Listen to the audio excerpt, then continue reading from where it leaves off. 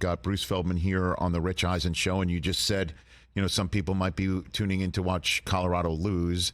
This may be the week where it happens more than any of the last three. Travis Hunter is out for how long? 3 weeks, we're hearing, yeah. Well, I mean, Warren Sapp came on the show yesterday talking about, by the way, that he would love to be part of Deion's staff in 2024, that there's an opportunity there that he's working hard to go and meet the requirements for and get ready for. Mentioned is a lacerated liver for Travis Hunter. And so that's serious. And, man, I would have loved to have seen him out there against Oregon. How do you think this matchup looks to you, Bruce? I think this is the most talented team. Bo Nix is a much better quarterback than they've faced so far this year. Chandler Morris is good. Bo Nix is next level. This is a more physical offensive line. This is a much faster team than what TCU had, especially on defense. I mean, the point spread is similar to what it was at TCU, I think. And also now there's a lot of film on what CU does. Mm-hmm. I still think CU is going to score a bunch of points because Shedeur is that good of a quarterback. They are one positive. They won't have Travis Hunter. They will get Alton McCaskill, who was a big transfer running back. He was the rookie of the year in the AAC 2 years ago. He's coming off a knee injury. He's finally been cleared. Now, we don't know how much he's going to play, but that should help their offense, even if he can give them 15, 20 snaps. Mm-hmm. I suspect they will lose in a high-scoring game just because I don't see them, you wonder how long that their limited depth can hold up as we get further into the season. And this is like I said, this is a tough place to play. It is a much more talented team than they've faced so far. Nebraska did not have the firepower and the athletes that Oregon has. TCU had some of it, but not like this. And now my guess is, they will end up losing something like, a 45-31 kind of game. Mm-hmm. But I didn't think they were going to win at TCU, and they absolutely did that. But they had Travis Hunter for this, and they had Travis Hunter making plays on both sides of the ball.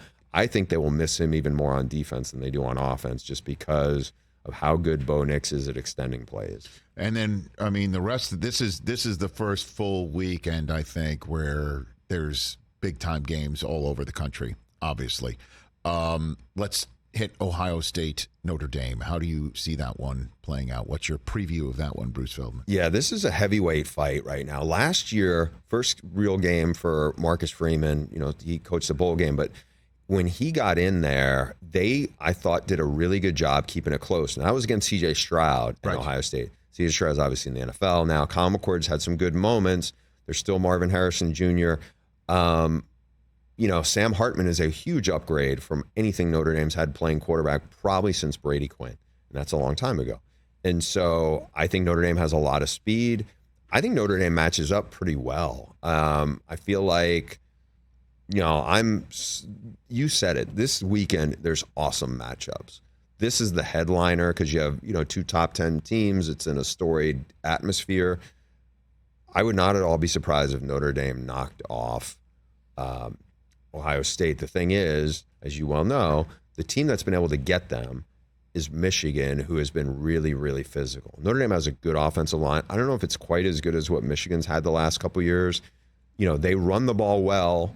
Man, I can't wait to watch. I mean, my gut wants to pick Notre Dame in this game, but my head's telling me, at some point the Ohio State receivers are just too good and they'll make big plays at the end of the game and they'll pull it out. But I can't wait to watch this game. It's fascinating whatever you said over the last 2 minutes. It just turned into Charlie Brown's teacher as soon as I heard you say the team that beats Ohio State is Michigan and that Notre Dame might not have the same thing that Michigan has. As soon as you said that, everything else I just tuned out the rest of what you said. Not my intent.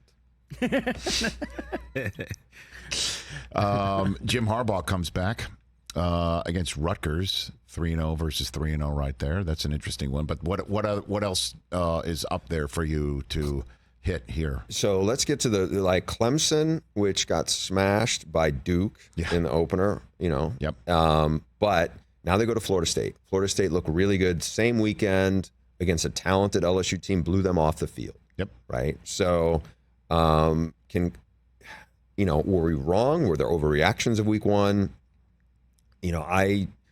I don't think Clemson's going to win this game. What I'm wondering is, does Clemson stay competitive in this game? That would be unbelievable. And the fact that you are saying that just speaks volumes of how things have changed there at Clemson so fast. I'm with you. I think Florida State is more talented. I mean, I think it's that simple. I mean, the quarterback's been around for, 10 years, number one.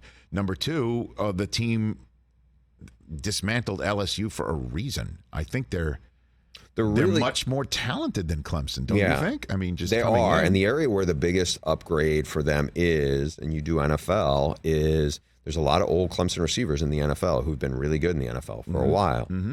There aren't right now. They've missed on receivers, and Florida State, to their credit, their receivers, and we'll throw Jaheim Bell as a tight end in there, who came from South Carolina. Mm-hmm. But here's the difference between the two programs right now. Keon Coleman started his career at Michigan State. He's a Louisiana kid, super athletic, big receiver. Clemson doesn't have that. Johnny Wilson, 6'7", 240-pound guy who can really run and is a freaky athlete, tight end size, but receiver athleticism. Started out his career in the Pac-12, came to Florida State. Jaheim Bell started out his career in the SEC, and now he's there, and he's the very versatile tight end, and they do a lot of stuff with him. Clemson doesn't have that.